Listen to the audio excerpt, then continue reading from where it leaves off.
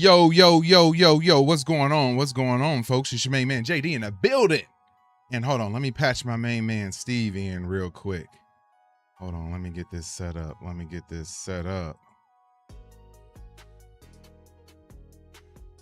Hopefully it works right off the top.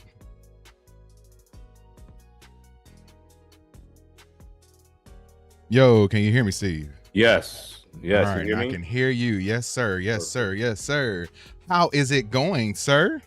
Good, lovely. I'm always glad to be here, man. Another great big show headed for us. Yes, sir. Yes, sir. I giving you guys a little bit of a backstory on today. I told Steve that we were going to do the show. Then I told him that we weren't going to do the show. Then I told him like less than an hour ago that we were going to do the show. And Steve did not explode and get mad at me. He just showed up on time, ready to go. So yeah, I'm always ready. I truly appreciate you, bro. I really, really, really appreciate you, bro. But yes, tonight is, of course, Friday. So that means it is time for the big show. We got some interesting topics to talk about tonight, specifically David Harbour coming out and saying a pretty controversial line from his film, Avengers Doomsday. Yeah. We're also going to go over the new X-Men cast, and we will decide if they did the casting right. Do we have any objections? And then finally, we will end the show with the DCU, and if we believe that James Gunn's current plan is one that's going to be successful for the DCU, specifically with the debut of Lanterns this past Sunday, which we are doing live stream watch parties for on the channel. So those are our topics for tonight. I hope everybody is having a wonderful evening. As you can see, the subscriber count is blowing up, man. We've had a ton of success over. Wow. Yeah, we had a ton of success over the last few days, man. It's been ridiculous. It has been ridiculous. I love it. I'm very excited about that. Very happy to have the channel be successful in the way that it has. So just gonna hopefully be able to have that continue as we continue on with the show. But anyway, first and foremost, I see Rachel in the building. What's going on, Rachel? Rachel, what's up? What's up, buddy? Good to see ya. Good to see you. Good to see you. Yes, huge jump in followers from yesterday. So yeah, it's crazy, man. We've been popping off with these Indian trailer reactions. So like the support that we've been getting from India and a lot of folks from the States now have been jumping on the bandwagon. So I'm very appreciative of that, man. It's real nice. It's real nice. We got White Storm in the building. What's going on, White Storm? I hope all is well with you. Thank you for tuning in and hanging out with us tonight. But yeah, so everybody over on X, just want to give a big shout out to you guys. We got a bunch of people watching over there, and all of our folks on Twitch. Give a big shout out to you guys because we got a bunch of folks watching over there, and of course all of our folks watching on both of our YouTube streams tonight. Real quick before we get going, tomorrow I will be doing a trailer reaction to KGF, which is KGF Chapter 1, which is a movie that released I think it's like 2 or 3 years ago. So yeah, going to be doing a trailer reaction to that. It is another Indian film that has been highly requested for me to do a reaction to. So I'm going to check out the trailer of that. And then we're probably going to end up doing a live stream watch party for that one on Sunday at some point early in the morning. So that we can catch India in their prime time hours, which would be like 7 o'clock, 8 o'clock, 9 o'clock in the morning out here. So yeah, that'll be interesting. I'm testing a lot of things right now. Got a few Korean trailers that we're going to be reacting to coming up soon. Got a few one from Japan that we're going to be reacting to soon.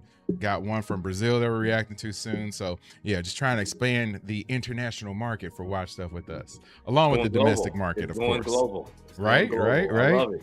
Yeah, no, I'm excited about it too, man. I'm excited about it too. So let's go ahead and get this party started. Let me switch my screen up real quick so we can jump into topic number 1.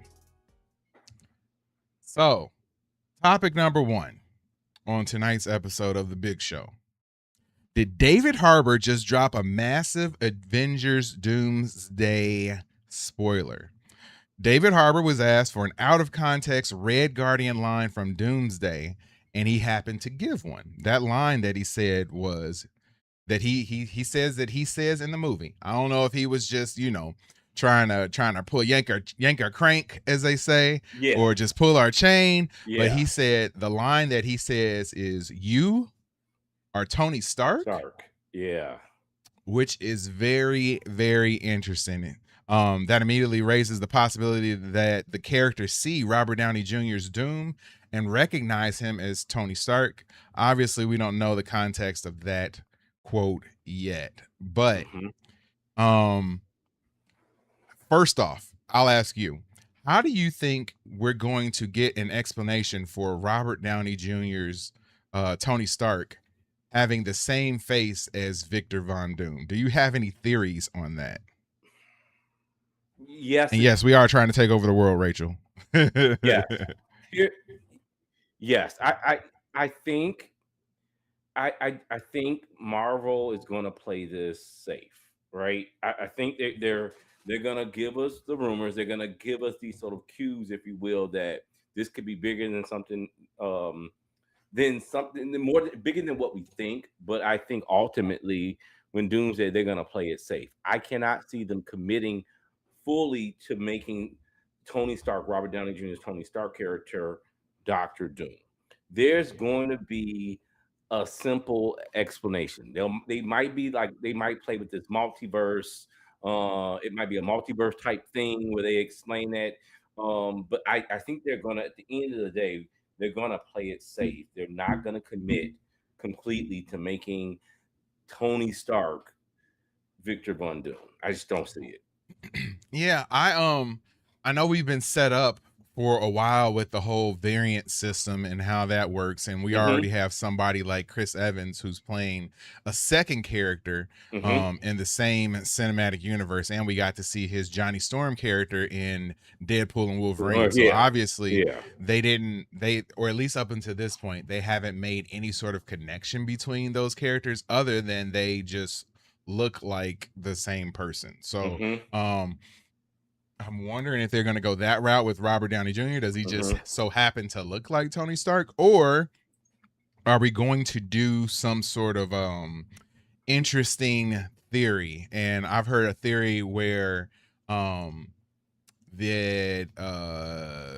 He Who Remains / Kang decided that when he was trying to cultivate the universe, that he was, I guess that there was a he's seen Dr. Doom or Victor Von Doom exist in every universe that he's cultivated. So in this one, and eventually that version of that Victor Von Doom ends up causing an issue. So in this universe that we watch for the MCU, he decided to try something different and have that version of Victor Von Doom end up with the Stark family as a child. So it's sort of a nature versus nurture thing. And you're going to have that version of Tony Stark really is a Victor Von Doom. Yeah. But he ended up going to the Stark family, so he ended up being more heroic as opposed to villainous. So that's one theory that I've heard that I thought was pretty interesting. That would be kind of interesting. It would also explain some things that we saw in Infinity War and in Endgame, because there was a scene where I think it was Endgame where Tony was talking. He went back in time and was talking to his dad on an elevator, and while he was on that elevator, the dates that his dad said for him being born didn't exactly add up correctly. So obviously there may be some time shenanigans going on there. Yes. Or maybe his dad was in on it and knew something about what was going on, or that he was, going to be adopted and into his family that way, as opposed to, just natural birth or whatever. So yeah, I don't know, man.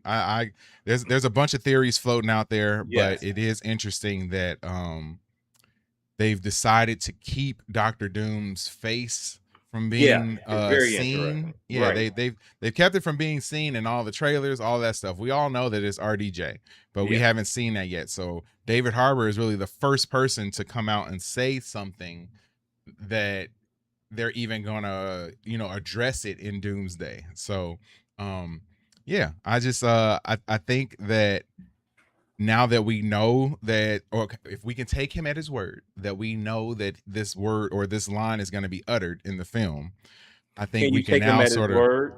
yeah. Do you I, take I him at mean, his word? I do. I don't think he would be trolling us that deep. At least I hope not. At least I hope not. That would be crazy if he was trolling us that deep. Um, but yeah, it would be really cool to have him unmask and see the characters, sort of react the way that they are going to react once they see that he has the same face as Tony Stark. Maybe that's part of Doctor Doom's ploy to get them to go along with his plan. Could Is be. that like, hey, like you know this face, like, and that inherently would make a lot of them trust him more, as opposed to just some random guy behind a mask. So yeah, man, it's interesting. I'm very interested to see how that's going to end up going. If you guys have comments in the chat, please let us know what those comments are. What do you think with David Harbour saying that a line that he gives in the film is "You are Tony Stark"?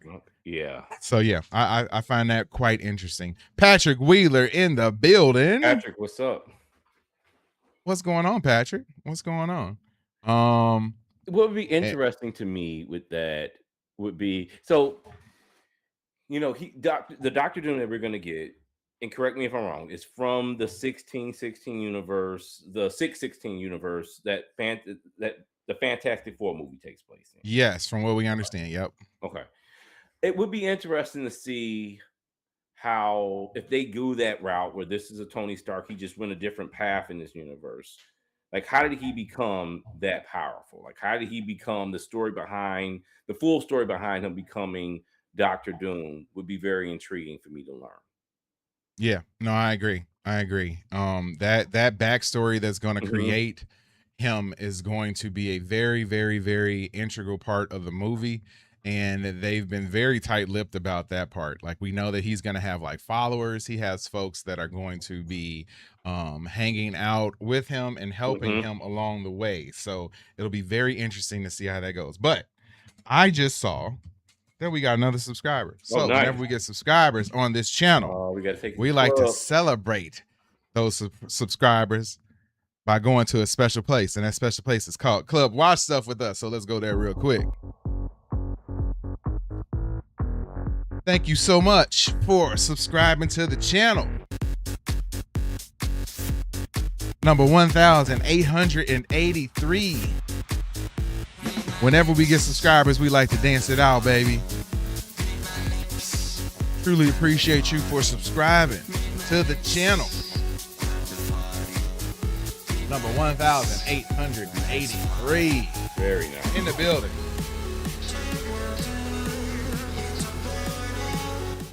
So whenever we get subscribers, I got another message for you real quick. Welcome to the family. Welcome to the family. Vin Diesel says, welcome to the family. But yeah, man, I don't know. This is I think for all of us that know some of the scenarios behind this, it's not going to be as shocking. Yeah. But for the general audience who's going to go see this movie, and like they're already rumoring that opening weekend, this movie may make 1.5 billion opening weekend. Oh yeah. So if that's the case, there's going to be a lot of the general population who will not know any of this stuff going into the film. So like those are the people that I want to hear their like gasps as they see that this dude looks like Tony Stark. So but for all of us hardcores, like, you know, we already know what's coming. But I still hope the explanation behind it is good. It's got to make sense. It's got to be something that ties into the story and it doesn't take us out of the story because it's so goofy. I'm guessing that's not gonna be the case. They've had so many years to work on this. They better not jack it up. Right. I'm with you on that last part. Like they've worked on this for so long. The story is there for you. to follow. I hope they don't mess this up. One of the knocks I had on the last Doctor Strange movie was that I felt like they didn't do the multiverse very well in there. And so I'm somewhat, I don't want to say panicking, but about this, but I do worry how they're going to handle it, because like you talked about, like, how will the casual fan look at this? When I remember, I went to go see the last Doctor Strange with a group of people, a large group of people. Most of them were casual fans, and they had a hard time following that story. And so I am worried that maybe they might go too far. But again, like you said, they've had a long time to work this out. So hopefully they're gonna make this work, because Yes. this can get goofy if they do it wrong.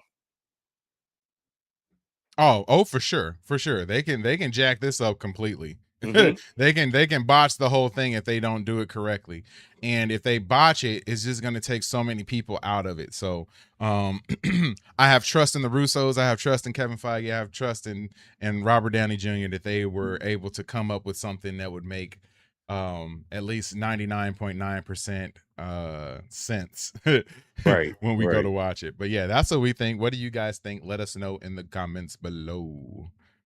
Let me run through the chat real quick. Rachel says it's gonna keep y'all thinking. Oh, for sure, for sure. And I mean, like, we've been talking about this for, going on 2 years now, and we have some answers, but we don't have all the answers. And I think that's all that you could ask for going into something for us specifically, like us super nerds, and especially us, like me and Steve, like, we cover this stuff now. Like, we talk about this stuff weekly, so it's really hard to stay like unspoiled for a lot of this stuff. So the fact that we're still guessing Yeah. at this point and we're so close, we're less than 4 months away, like, that's an accomplishment in and of itself. So I'm definitely excited to see where it goes.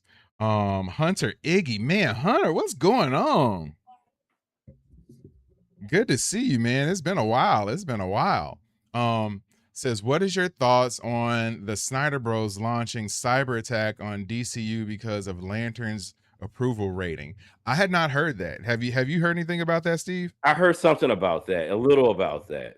Really? Yeah, So are they trying to like bomb yeah. the I the heard they're the the trying to ratings? They like run the People do reviews. that all the time, man. You have to take Yeah, the ratings with a grain of salt. I yeah. think once you get to a certain point, like the actual audience score, like on Rotten Tomatoes, you have the critics score and then you have the audience score. Mhm, I think a lot of times I will trust the audience score a little bit more, but mhm. in a situation like this, you just have to know that there are a lot of people out there who are going to try to sway that vote. Oh, yeah. So you can't really go into it like that. Like, if when it comes to like the comic book movies, the big blockbuster films, or something that's controversial like the Odyssey, you can't really look at the critics reviews, and you can't really look at the audience score. It's just something you got to go check out for yourself, Yeah. because Oh, both yeah. of them are likely swayed, and definitely not impartial.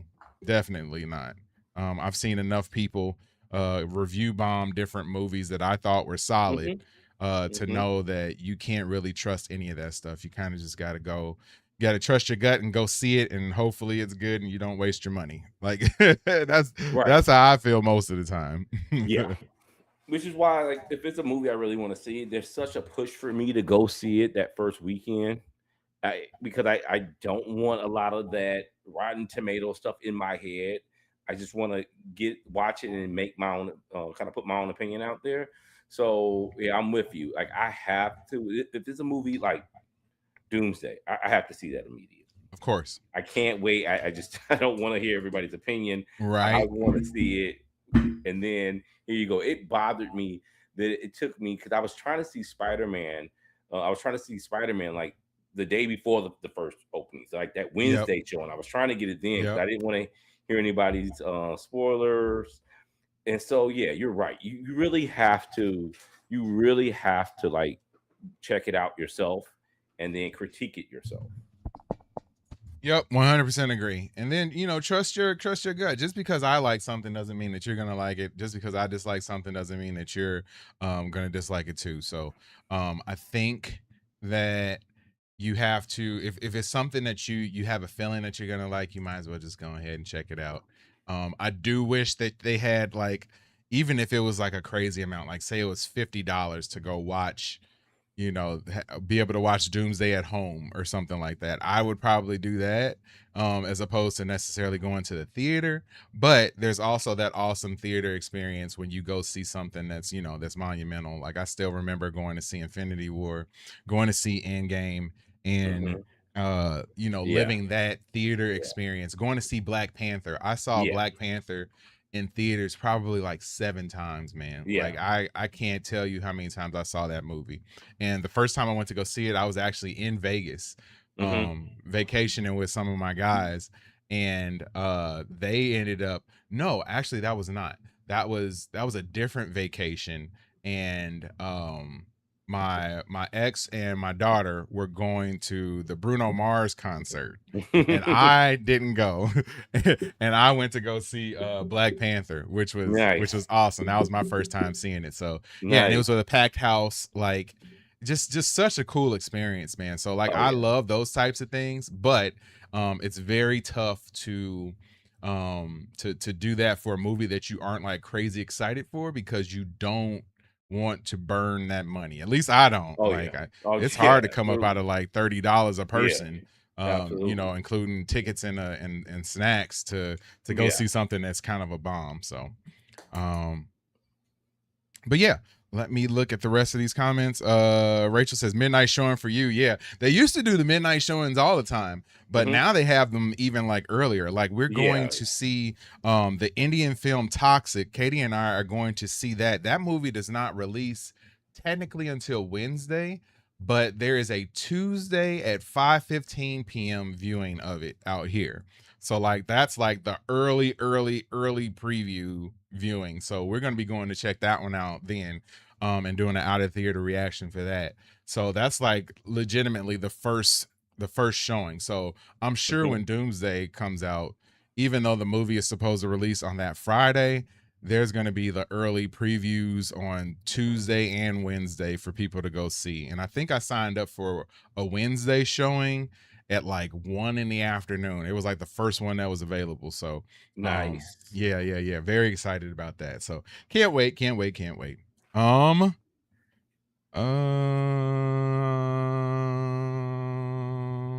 okay. We might as well switch up to our next topic, which is the new X-Men cast. So, of course, last weekend at D23. Now, why does that seem like that was like 2 weeks ago, That three seems like it's weeks a ago? while It back, seems doesn't it? forever ago. Doesn't it? But yeah, that was last Saturday at D23. We had an awesome showing here, man. It was a bunch of people came out and watched with us everything that was going down at D23. But one of the highlights of that was the announcing of the cast for Marvel's X-Men movie. So we're gonna run through the cast real quick, and at the end, I'm going to, well, actually, as we go, I'm going to ask you, Steve, if you will buy stock in this person as that character, or are you selling stock for this person as that character? So, Absolutely. first up, let me scroll down on this list real quick. Sadie Sink as Jean Grey. Are you buying or selling Sadie Sink as Jean Grey? Okay, let me prep before I give my answer. Let me preface this. If you would have asked me this before I went to go see Spider-Man, I would have probably given you kind of like a I don't know. But after Spider-Man, I'm definitely in. I am definitely in. After what I've seen out from Brand New Day, I'm in. I'm bought. I'm definitely excited about her. I believe she could pull this character off, even if they keep it going from what we've seen in Brand New Day.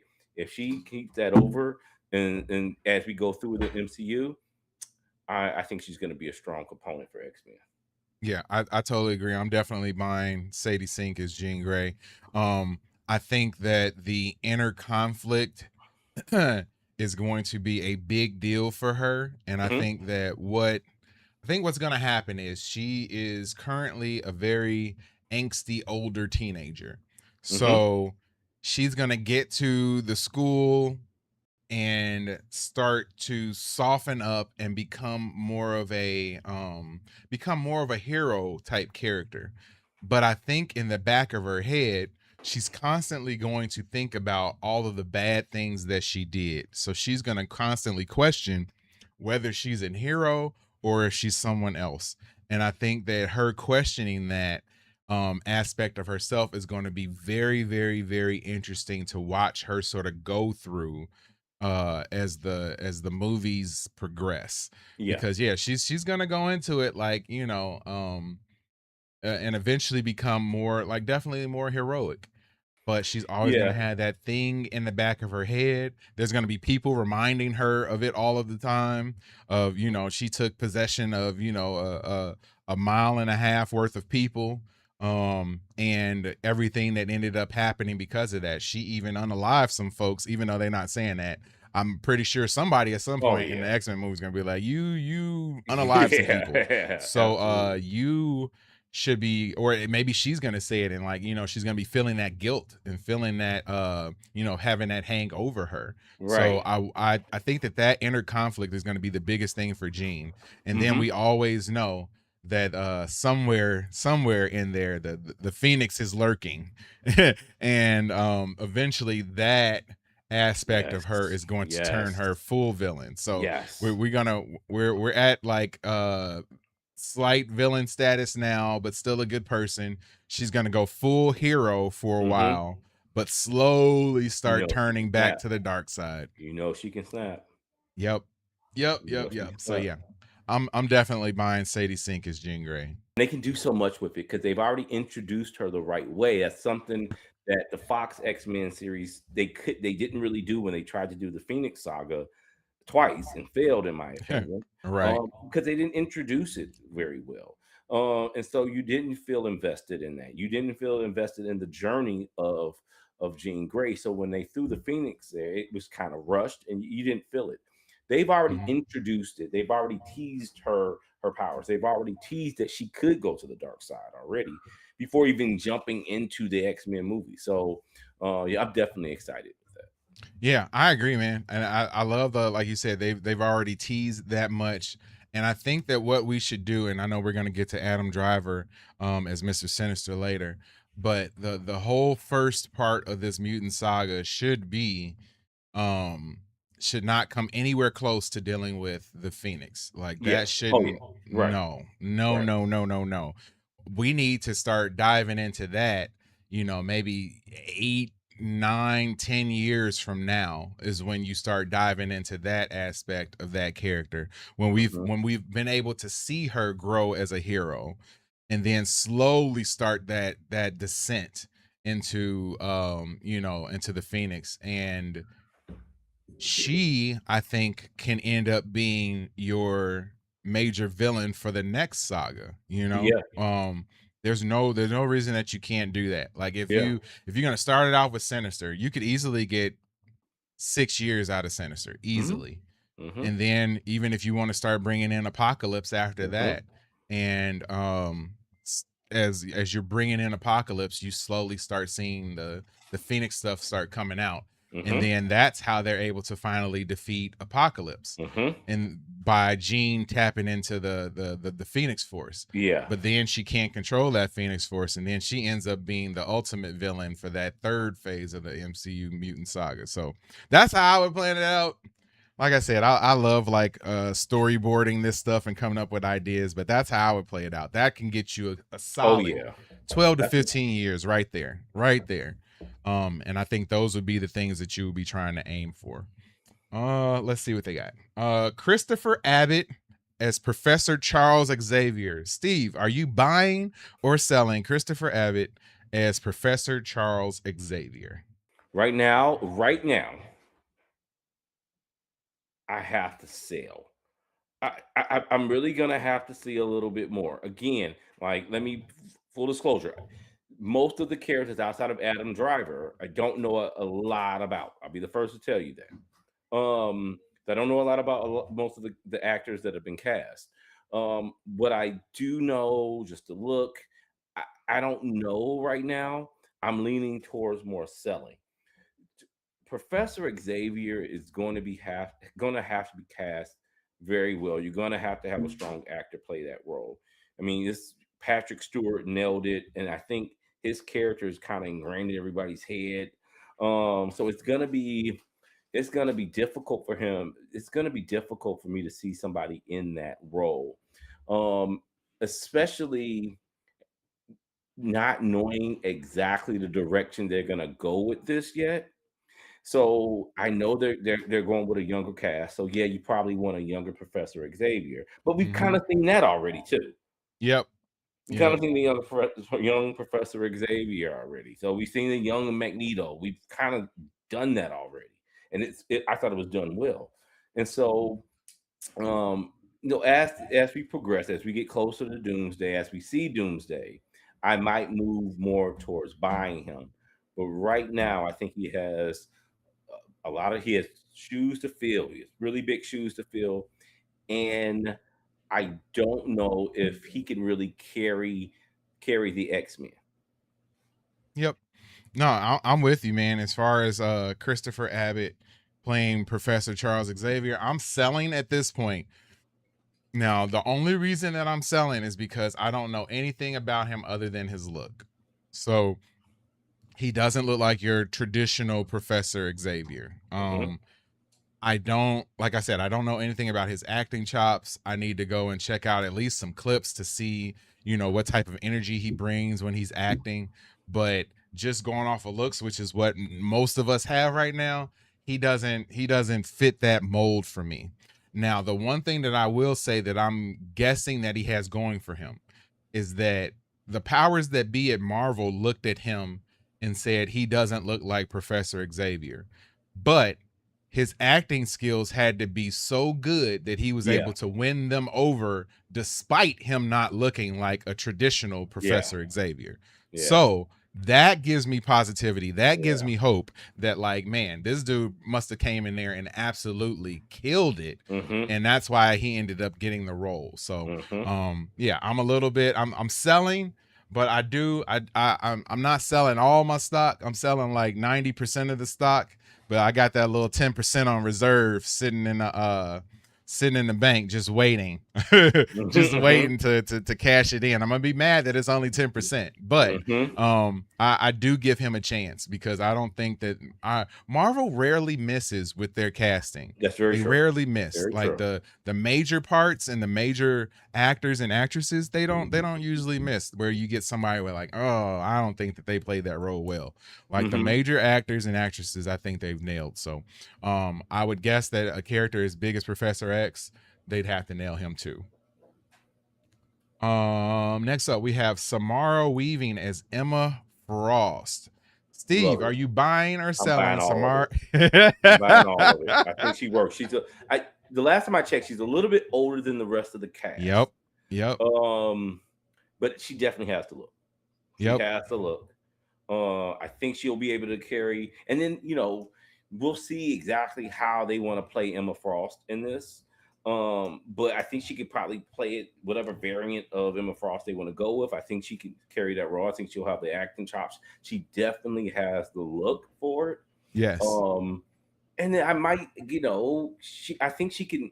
She doesn't look that much older than everybody else, so she's not going to look out of place. So, yeah, this one I buy all of it. Yes, for sure. Rachel says, all right, y'all, I have to get going. Have a good night. Tell Kay hi for me. I sure will, Rachel. Have a great night. Thanks for coming in and hanging out with us tonight for a little bit. Appreciate you as always. Um, so Samara Weaving as Emma Frost. Am I buying or selling? I'm all in on that casting. Like I said, I only really have looks to go by. But I'm definitely all in on that. I have seen her in some films, and she usually, like, it's a weird thing about her movies is that she's usually always like covered in blood for some reason. Yeah. Like there's like 3 or 4 movies she's been in, and she always ends up like that. And I know that's not Emma Frost at all. Like, Emma Frost is a very powerful character, very confident character. I wonder if they're going to go the way they did in some of the comic runs where she was actually a professor at the academy. So I'm wondering if they're going to do that, because if they do go that route, yes, if they do go that route, she would be like I can see her playing the hot teacher role, and then also trying to seduce Scott to come over to the dark side. So and I know that they had a thing in the comics too. Yeah, I know that they had a thing in the comics too. So you can immediately see the Sadie Sink, Samara Weaving, and Scott Summers sort of love triangle that they could potentially be getting going right now too. So that'll be interesting. And I wonder, on that note, love triangle, maybe like a love square too, because if you add, I don't know how they're gonna do Wolverine, but Wolverine has this love connection for Jean Grey too. So right, you got younger characters now. Yep, definitely dive into that. Yep. No, they have to. I would assume that they would do that unless they decide to go with like X-23 and the young lady who plays her, Daphne King.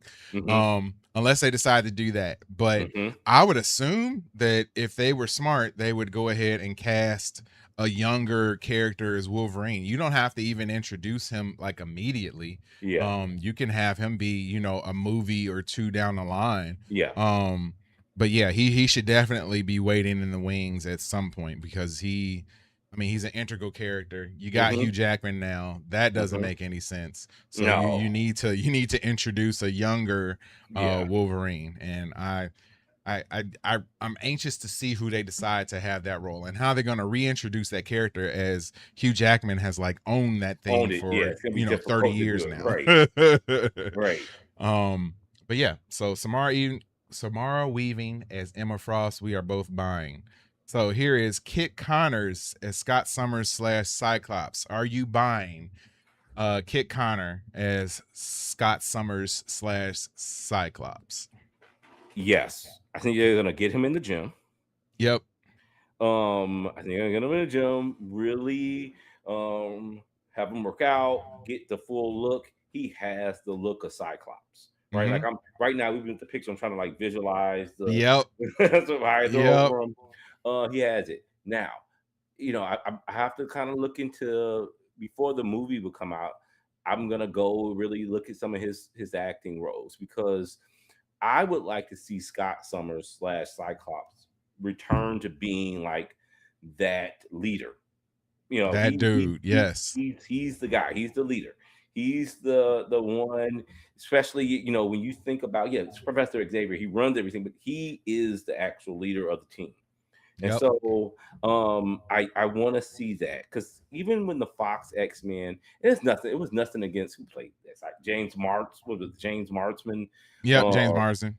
Yeah, he wasn't bad, but I want to really kind of I want Cyclops to kind of go back to what we had in the comic books, what we seen in the X-Men series in the 90s, of being that sort of like team leader. And so right now I'm buying it because of the look, but I do want to kind of check out his acting chops and see if he can really be that strong leader for the X-Men. Yeah, I agree, man. Like we're doing for the most part right now, we're just going off of looks. And he definitely has the look. They're gonna put him on the Chris Evans bulk up plan, have him gain like 15 pounds of pure muscle, and he'll be fine. But the main part that you stated is what I completely agree with. We want to see a strong Cyclops. We want to see a leader Cyclops. The Cyclops that we have in X-Men 97 is the one that we want to see in the movies, where he is the definitive leader of the team. He's calling out, he's the team captain. He's the team captain. To use a sports analogy. That's what we want to see. We don't want to see him be on the sidelines to Wolverine. I don't want to see that at all. I think that Delane bringing in Wolverine, at least for this first movie, would be a good thing, because then you would have not only the conflict that you have with him and Jean Grey, and Wolverine potentially liking her too, but you'll also have Wolverine, who's extremely powerful. Also, you'd have Scott trying to keep him in line as well. So like Mhm. after he's already built the team dynamic, he's already shown that he's the leader of the team.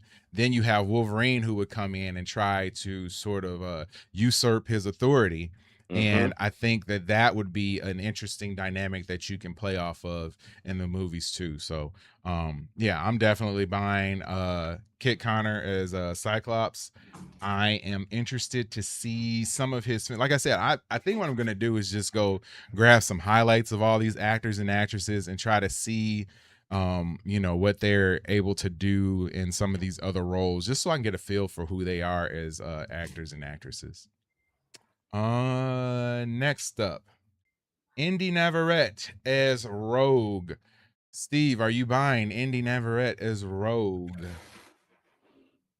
No, no, Okay. no, I'm not. Okay.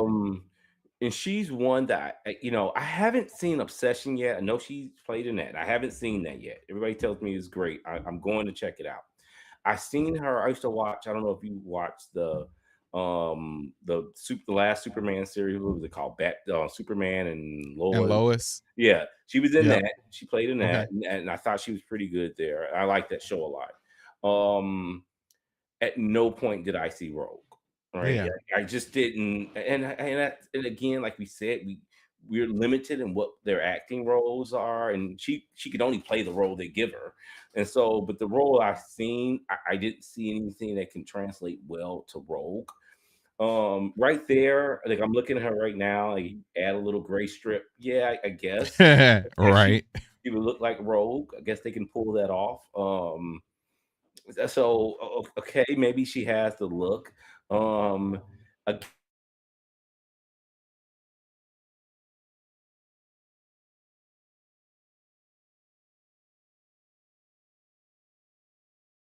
Yeah, I think one of the big things for me at the very least is that her look is not necessarily what I would imagine Rogue as being. So when I see Rogue, I see the X-Men 97, the X-Men cartoon version of Rogue. The reddish brown curly hair with the white streak in it. So like that's what I see. And it's hard for me to imagine Indy looking like that.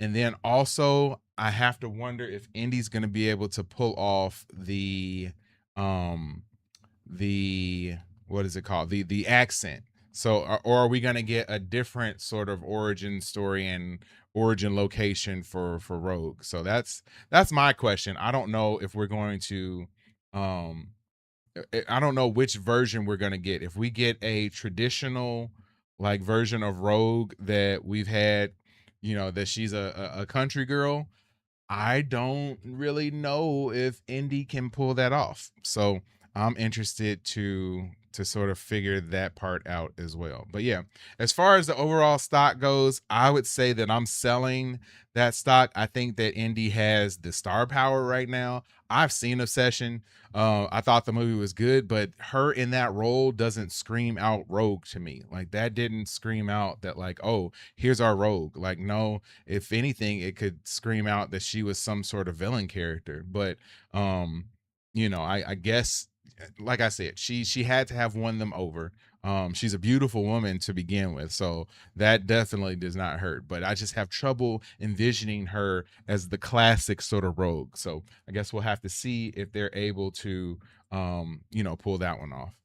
And think lastly, oh no, we'll do Maya Boyd as Storm. Am I buying this? Yes, I am buying. I don't know much about her. I from what I understand, she's a Broadway actress or yeah, Broadway actress. Has not really done a lot of TV and films, but looks wise, she has the look. She's a beautiful woman. I can definitely see them pulling that off with her too. So um I'm really excited to see if they're able to give us a Storm who is powerful, who is regal and not just a Storm that we saw with Halle Berry back in the day, where she was just really eye candy and didn't even really get to use her powers a ton. Like nothing major, nothing serious. So I'm really interested to see if this version of Storm that we get is someone who can be like be a queen and not just be another member of the team. Like she's an Omega level mutant. Like she's not just another part of the squad. She's arguably the strongest member in the squad. So like Right.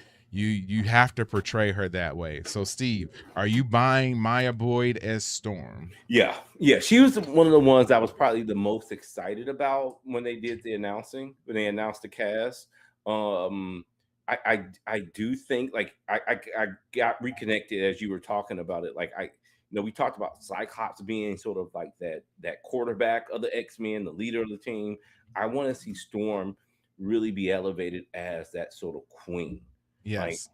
they need to really elevate that character. We talked about Halle Berry was in X-Men to just be Halle Berry.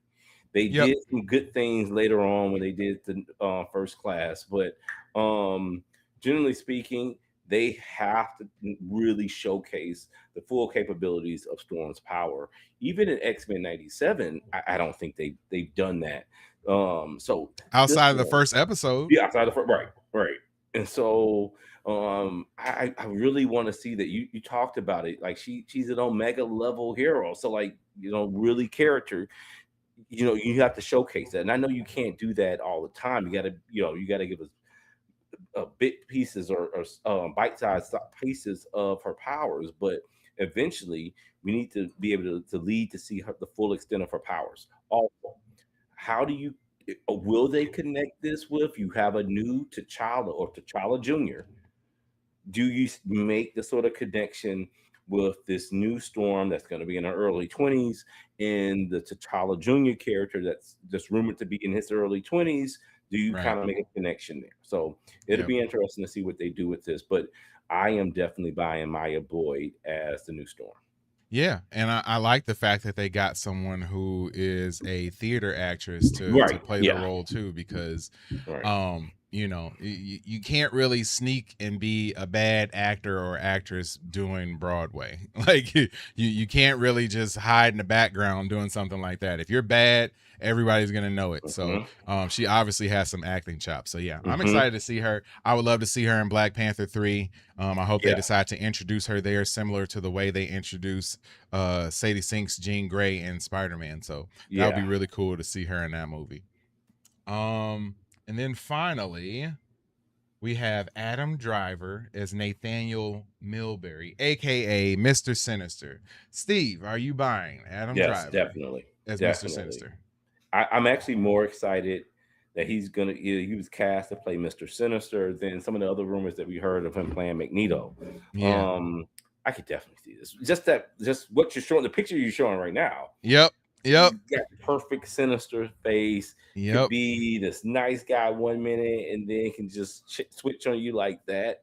I think Adam Driver definitely has the acting tools to pull off the character. So I'm excited about that. He has the physique for it as well. I think this one's a knockout. And like you said, if they do Mr. Sinister right, like he's gonna be a main villain that you can use for the first phase of the X-Men saga. Yeah, he should be. He should be. You're getting a big name like that, so he's gonna play a major role than just maybe a minor role here or there in this movie. So yeah, I'm excited about this. I definitely buy him as Mr. Sinister. Yeah, I'm buying too, man. And one thing about Mr. Sinister that we saw in the comics and on the cartoon is that they could not unalive him.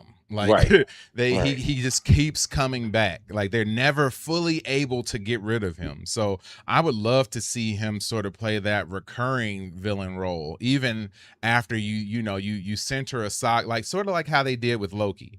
Like they centered the beginning of the the Avengers saga around Loki, and then Mm-hmm. after they had the culmination in that Avengers movie, you still saw Loki around, and like Loki did things. So I would like to see them do the same thing as far as Sinister is concerned. That even when they think that they've defeated him, somehow, some way, even when you're beginning to focus on Apocalypse, Sinister is still there in the background, still doing things, Right. still causing problems. So I would love to see it go down like that. I think that would be a cool way to keep him going. I don't think that they would bring Adam Driver in to just do a one-off.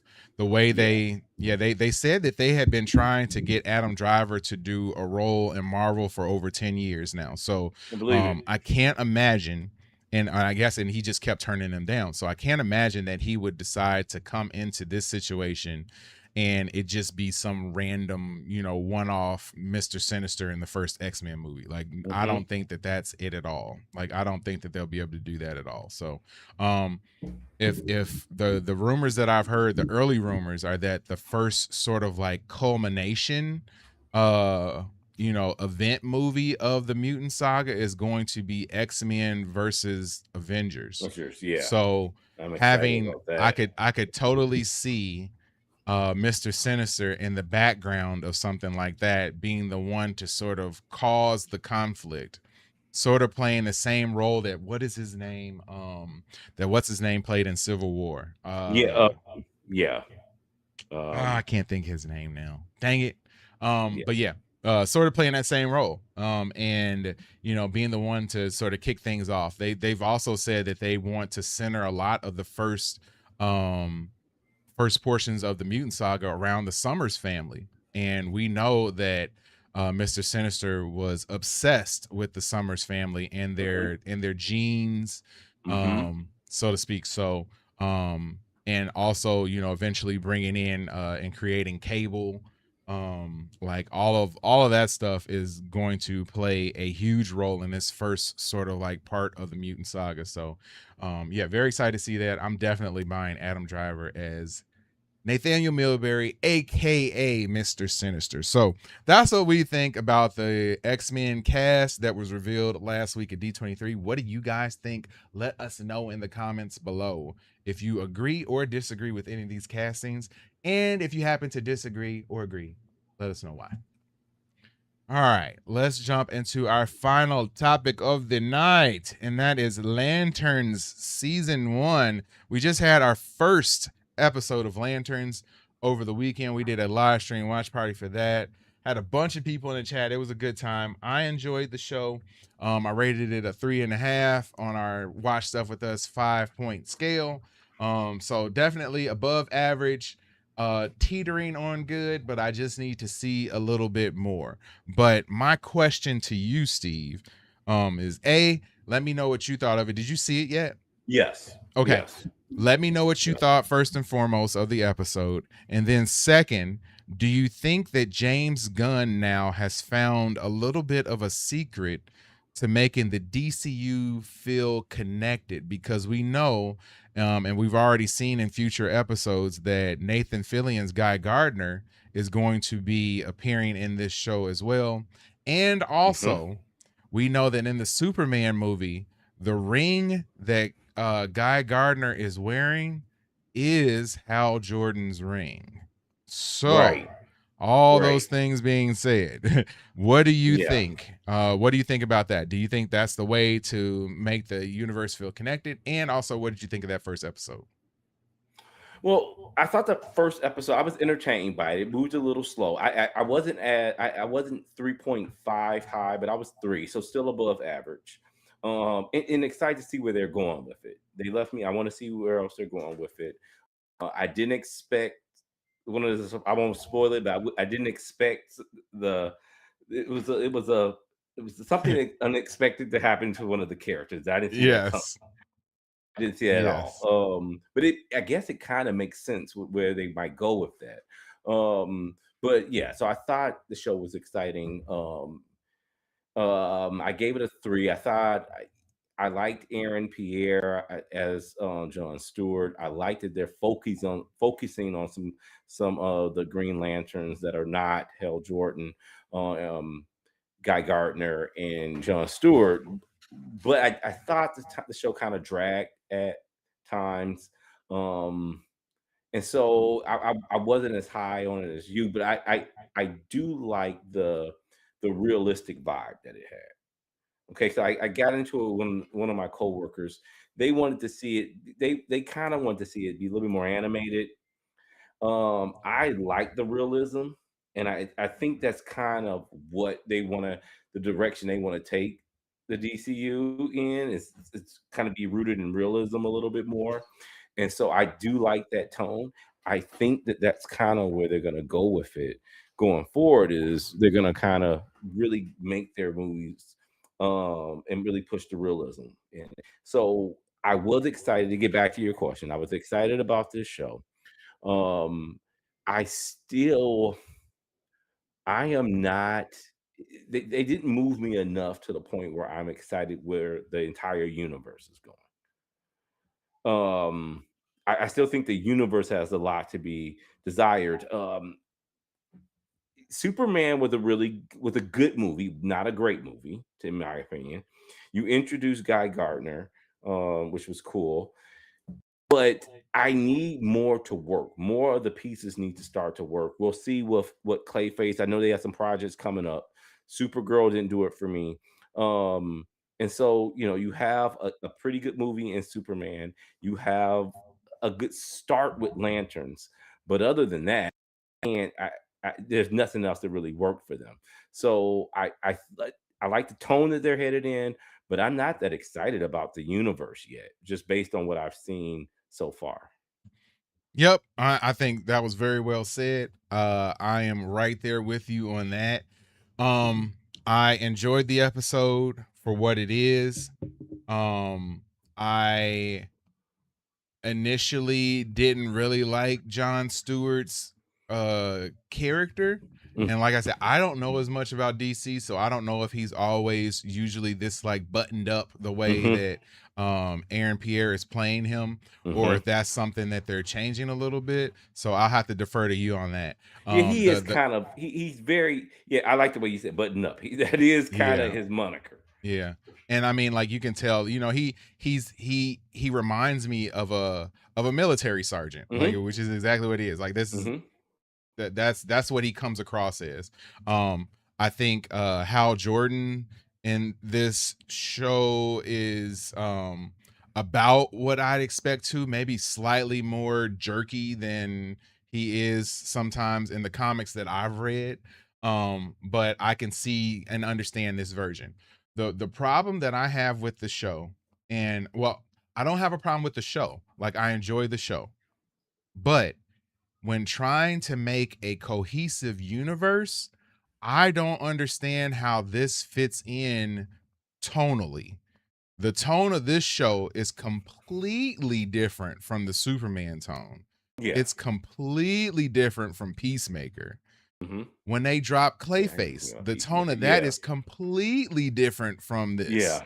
Like that, I don't understand how these things and these characters are going to be able to mold together into a cohesive universe. Like it's one thing if they were, sort of, if everything had this sort of this tone. Like I dig this tone. If Hmm. Superman had more of a tone like this, I Hmm. probably would have liked it more. Yeah. If Supergirl had more of a tone like this, I Hmm. probably would have liked it more. Hmm. But it didn't. And now you're throwing this at me and it doesn't, these don't add up. They don't sync together. So I don't know exactly what James Gunn is doing tonally when it comes to this show. I'm bullish on the show, but his universe not so much. Now, if you told me that this show and maybe Clayface, even though from what I've seen from Clayface, um Clayface, this show, and the Batman were all in one universe, I could believe that. Yeah. Even with the Green Lantern stuff being a little bit more fantastical, I could Hmm. still see that fitting in a darker, more grounded world that you have with the Batman. Hmm. Clayface is obviously going to tie into Batman in that universe, really well. Just with the tone that we've seen. The only outliers you have are Superman and Supergirl, which are James Gunn's two babies. Yeah. So like Yeah. it makes me nervous Yeah. that he's so tied to both of these things. Oh, and also Peacemaker. I forgot about Peacemaker too. The three things that James Gunn is directly tied to have a completely different tone than the other things that he's produced in the DCU. So that makes me nervous. I just want to know how they're going to tie that all together, because it just doesn't seem like they're going to be able to fit together the way they are now. So I don't know. I guess we'll see. I think as they move forward, they have to. There's certain characters they have to get right, or the universe is going to fail. Right? Like I thought, the last iteration of the universe, you got Batman, you got Superman. Green Lantern wasn't a part of that last iteration of the universe. So I think they want to get Green Lantern going. Right? The last time we seen that on the big screen, it was an absolute joke. So I think that the push was like, okay, we need to really get people to take these characters serious, while at the same time introducing some lesser known lanterns outside of the main lantern. And so I do like that they did that. I do like that they focused on Jon Stewart. They're going to introduce other lanterns there. I think you nailed it when it comes to the tone of the show, and then how it fits in with the overall tone of the universe, and it doesn't. But I guess it's just, I'm asking just a general question. Do you think that they're just trying to get things that work? They're not at Marvel's level right now. Like, we just need things that work. Let's throw stuff out there. Let's get something that's working, and then we'll worry about trying to make the tone work throughout at a later point. But we need things working right now. If we can get lanterns up and running, if we can get, we've already Supergirl. I think it's going to get to the point, but they're just going to like phase her out. If we can get Superman, the next Superman working, we've heard they're going to do Batman, Bold and the Brave. If we get these characters working, then we'll worry about the overall tone after we know that these characters work. Yep. I could see that. I think that it would be it's definitely a direction that you can go in. I think that if you had more of a cinematic universe that you're trying to create, so to speak, going into that, you have to know what the tone of your universe is going to be, and you have to put together. You would think that you would put it together like pieces of a puzzle, like it's one big picture. So you got this one part of the puzzle that you're putting together in Superman, Supergirl, Peacemaker, and that is a totally different picture than what you have with the Batman, which isn't even technically part of this universe that they've said yet. They haven't even said that it's part of it. Matt Reeves is doing his own thing. I don't blame him at this point. I know. I wouldn't want to play part of it either. If anything, like, they should bring they might need to give Matt Reeves the helm. And you could probably keep the stuff that happens with Green Lantern, because it mixes in with that well. Penguin was a great show. That would fit in tonally with the Batman and Green Lantern. Like I said, Clayface would fit in, but the Superman stuff is a completely different outlier. So what my only saving grace that I have at this point, the only choice that they have, you've obviously struck out with the Superman tonally, the Supergirl tonally, Peacemaker tonally just doesn't fit with everything else. No. The things that you have that have been pretty successful, at least for the time being, have a totally different tone. So you need to mold this next Superman movie to fit more of that tone. That's what I think. You need to ground it a little bit more. You need to tone down the colors a little bit more. You need to not have him be as goofy as he is. Like, you need to have him not be as not lacking confidence, because honestly, like, I can't see that version of Superman interacting with Jon Stewart or Hal Jordan, because they would look at him like, who is this weak dude? Like, what are you? Well, I'm supposed to be afraid of you? Like, Even Yeah. Guy Gardner was pulling his card. So Yeah. like, you know what I mean? Like they were already doing that in his own movie. So like you have to come with a whole different type of tone if you're going to try to keep this universe cohesive. If anything, if I'm James Gunn, I'm nervous at this point. Oh, Only yeah. because you have new people who bought, you got new bosses.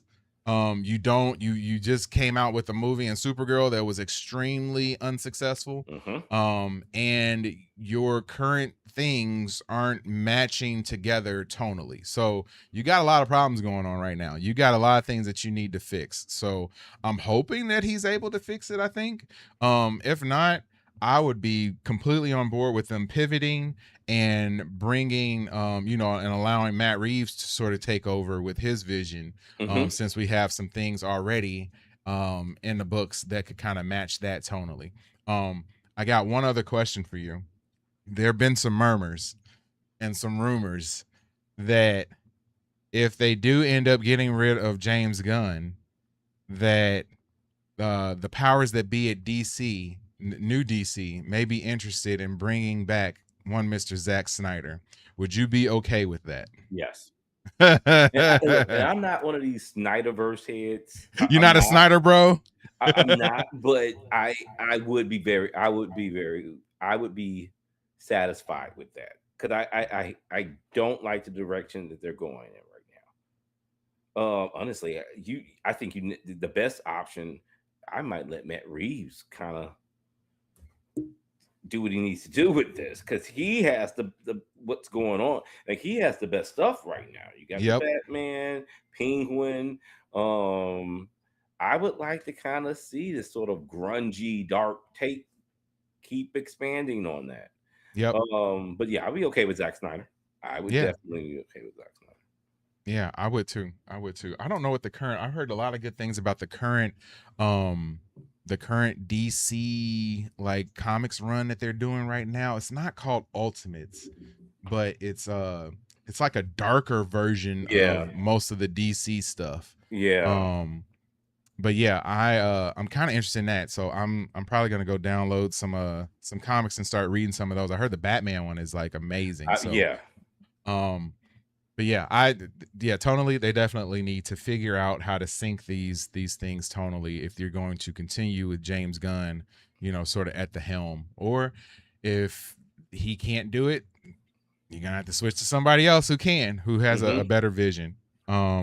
Let's jump to these questions real quick. Patrick said, I heard that Guy stole Hal's ring. Yeah, that's what I've heard too. I know they said that in the movie he's in possession of it. So I don't know if he stole it. I don't know how it happened, but he has his ring. So where was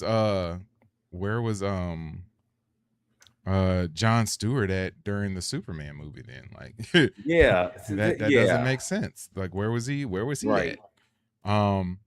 Patrick also says, wait, another Batman? You sure, Steve? Yeah. Yeah, I mean, and if you don't want to go with this version of Robert Pattinson's Batman, then you have to introduce another Batman, and then you have to worry about what sort of tone he's gonna fit. Because are you gonna go with a more more of a Christian Bale type Batman? Or are you going to go like Adam West Batman, which nobody really wants to see? But I think they might do that, because, I mean, look, we've heard the rumor with Batman, Brave and the Bold. Yes. And they were looking at what was Alan Ritchson from Reacher as Batman. Like, I would, and if you know anything about that series, Brave and the Bold, is kind of geared more for young people. Like preteens and kids. And so I don't know if they'll go as goofy as the 60s show, but I think you could be somewhere in the Batman and Robin territory. Yikes, right? Like But yeah, if it's gonna follow the tone that we see in Superman and kind of other James Gunn's work with like the cheesy jokes, this is kind of up his alley. I mean, having this sort of cheesy Batman would be up his alley. And it looks like they're gonna move forward. At least they could cancel it, but it looks like Brave and the Bold is gonna be kind of the direction that he takes his Batman character in. Right. That's kind of a yikes. Yep. Really I is. love that. I love that. It's totally a yikes. Right. Like that's just I don't think that, I mean, that might be what he wants, but I don't think that's what we want. Like No. that's the problem. No. Like you can't, filmmakers always talk about making the film that they want to make. You don't always get to make the film that you want to make. You need to make the film that people want to see. You can Right. eventually get to the film that you want to make, but you need to sell people on the film that they want to see first and foremost.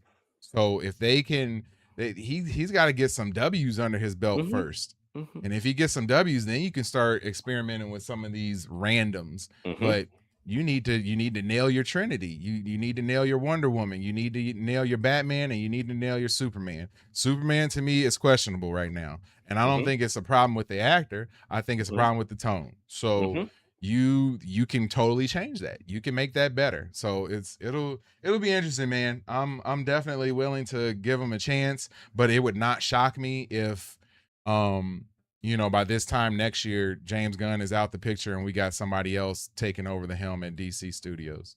Let me ask you this, and I know I don't want to take up too much time, but do you think James Gunn is capable of handling your A-list characters? Because he's a genius at taking these sort of D-list characters and making something out of them. Like nobody knew anybody on the Suicide Squad, Guardians of the Galaxy, Peacemaker. He's a genius at taking these sort of D-list characters and making something out of them and making a compelling movie, a very entertaining movie.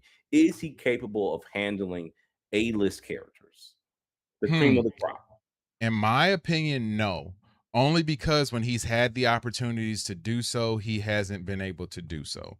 And I think that there's expectations that we as fans have who are watching these movies, who've been fans of these characters for decades at this point, that there's a certain way that we want to see our characters. And I think that he has a certain way that he likes to portray characters. But when you are creating a Guardians of the Galaxy, which, like you said, are C-D level superheroes who aren't as wild, aren't as well known as your classic, S tier superheroes. So you can kind of play around with their backstory. You can make Guardians of the Galaxy be, you can make Star-Lord be more comedic. You can have those funny moments, and you can sort of mold the perception of those characters through your eyes, through your view. Batman, Superman, Wonder Woman, Green Lantern, we know who they are already.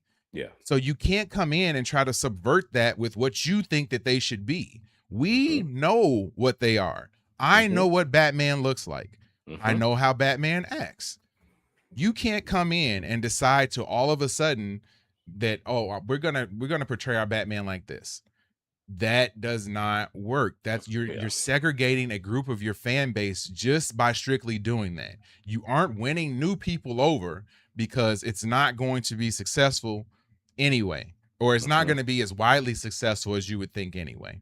And then on top of that, you're segregating away your hardcore fans who then in turn don't want to see what you have going on now because they don't like the direction of the character and the direction that you're taking with the character. So like, that's not going to work. I don't like him or feel that he's going to be able to do what we need him to be able to do with this character.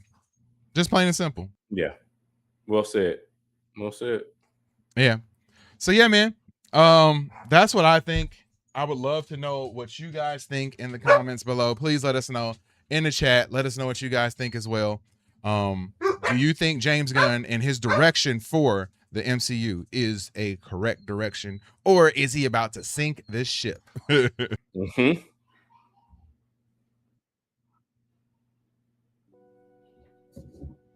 All right. So, man, well, while we were doing that rant, we got another subscriber. So we might as well go ahead before we get up out of here and celebrate this final subscriber for our show tonight.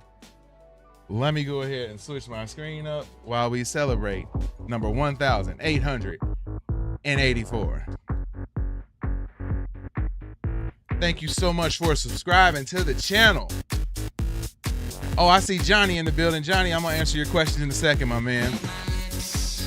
Thank you so much for subscribing to Watch Stuff With Us, number 1,884 in the building. And welcome to the family. All right. Let me check out Johnny's comments real quick. Johnny says, just see it as Mr. Terrific. He was serious but was funny in situations.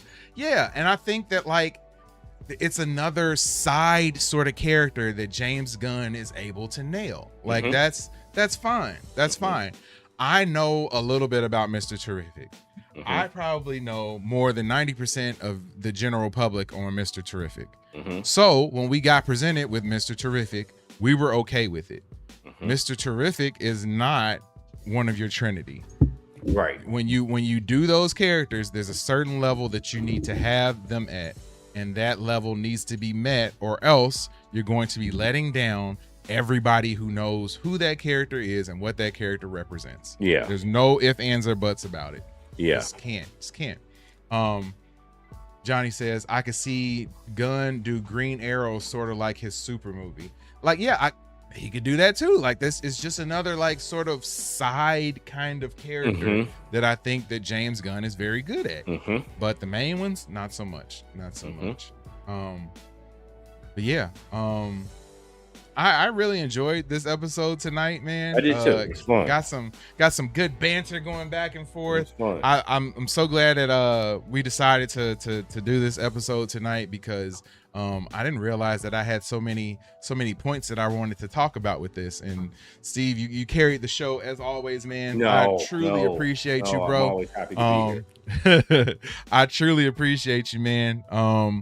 And of course, we will be back next week. Feel free, if you'd like to join for Lanterns on Sunday. Just let me know. Just let me know, and I will definitely patch you in so you can hang out with us for that. Definitely. Johnny says was talking about Mr. Terrific because we were talking about the tone mix up. Oh yeah, for sure, man. No, totally understand. And like his tone fit the tone of the movie and with the comedic elements. And I think that he could probably, the way that he was presented could probably fit with the rest of the more grounded part of the universe with just a little tweaks. But like Superman's character, I don't know how you tweak that. Like, you're gonna have to, and I've already heard that his his dad is going to pass away in the movie. So maybe that's what's going to be there to like sort of snap him into a more like serious type of character. And that might be able to tonally give us what we're looking for as far as he's concerned. So, yeah, I don't know. We'll see though. We'll see. But anyway, I hope you guys enjoyed the show tonight. Just as a preview, tomorrow we will be releasing our trailer reaction to the Indian film KGF Chapter 1. For all of our fans out in India, man, we're going to be releasing that trailer reaction tomorrow morning, I believe. Is it tomorrow morning or is it Sunday morning? I think it's tomorrow morning.